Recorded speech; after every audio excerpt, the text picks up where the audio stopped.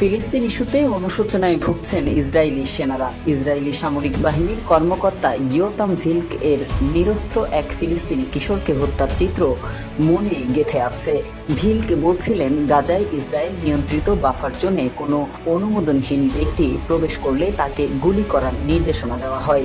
তিনি সেখানে অন্তত 12 জনকে হত্যা করতে দেখেছেন, কিন্তু ওই কিশোরের গুলিবিদ্ধ হওয়ার ঘটনাকে তিনি ভুলতে পারছেন না।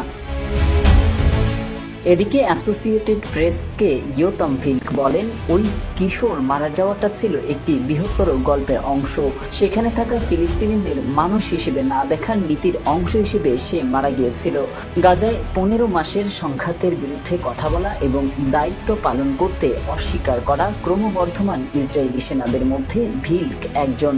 এসব ইসরায়েলি সেনারা বলছেন, তারা এমন কিছু দেখেছেন বা করেছেন যা নৈতিক সীমা অতিক্রম করেছে।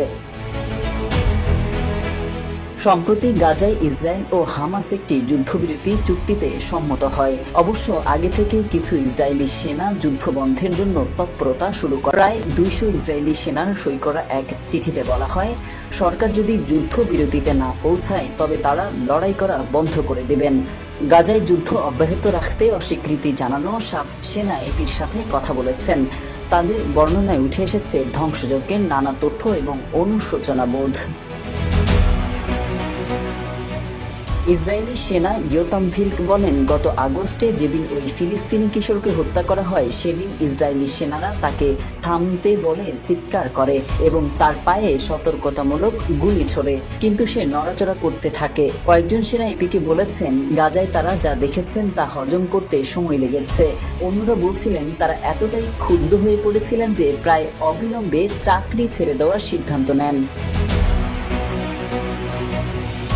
27 বছর বয়সী চিকিৎসক ইউফাল গ্রিন গত জানুয়ারিতে গাজায় প্রায় 2 মাস কাটানোর পর পদত্যাগ করেন। তিনি বলেন, সৈন্যরা বাড়িঘর অপবিত্র করেছে, বাড়িঘর লুট করেছে। এপির সঙ্গে কথা বলা ইসরায়েলি সেনাদের কেউ কেউ বলেন, তারা অনুশোচনা বোধ করছেন, দ্বন্দ্বের মধ্যে আছেন, যা দেখেছেন তা নিয়ে বন্ধুবান্ধব ও স্বজনদের সঙ্গে কথা বলে নিজেদের শান্ত করার চেষ্টা করছেন।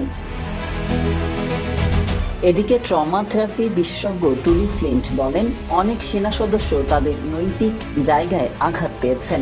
মানসিকভাবে বিপর্যস্ত শত শত সেনা সদস্য তার কাছ থেকে পরামর্শ নিয়েছেন। সাবেক এক পদাতিক সেনা এপিকে বলেন, তিনি অপরাধ বোধে ভুগছেন। 2023 সালের শেষের দিকে প্রায় 15টি বাড়িঘর অযথা পুড়িয়ে দিতে দেখেছেন। তিনি বলেন, আমি দিয়াশলাই জ্বালাইনি, তবে আমি বাড়ির সামনে পাহারা দিয়েছিলাম। আমি যুদ্ধাপরাধে সামিল হয়ে গেলাম। নাম প্রকাশিত হলে সমস্যায় পড়তে পারেন, তাই